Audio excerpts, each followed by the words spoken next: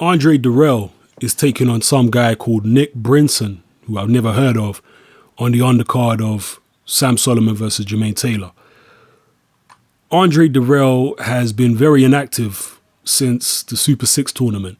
I think he's only had one fight a year since then. Very, very inactive. And after the Arthur Abraham fight, there was apparently something wrong with his brain, or I don't know, some weird stuff. And he was very inactive since then.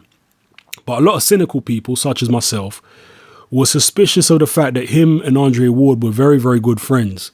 And had Dirrell continued in the tournament, he would have had to face Andre Ward.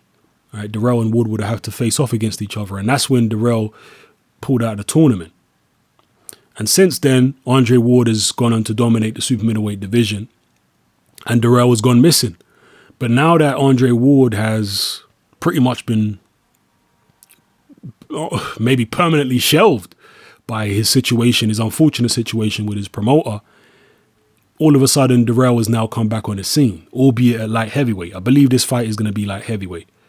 So I'll be interested to see how Dirrell looks. He's a very talented fighter, but in my opinion, lacks in the heart department, because the way the Arthur Abraham fight ended, I don't know, man. I think he was lacking in the heart department, even against Carl Froch, even though most neutral people felt that he beat Carl Froch and beat him soundly.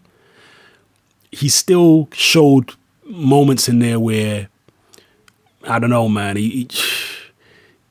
there wasn't the kind of steely determination and the resolve that I like to see in a fighter. So that's one thing I question about his game, is his real toughness and hunger for battle.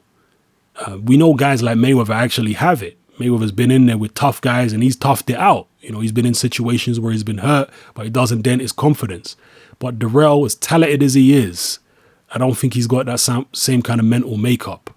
But I'll be interested to see how he looks. And if he's going to continue fighting at 175, maybe we'll see him in there with some of the champions, you know. So, yeah, drop your comments below, man. Let me know how you feel about Andre Dirrell.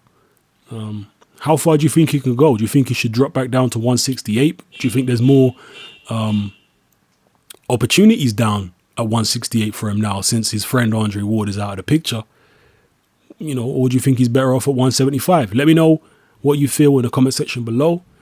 And if you do know this guy that Dirrell's fighting on the weekend, give me some info on him. Obviously, I can YouTube him myself, but I don't know, man. Drop your comments below. This is Hatman. I'm out.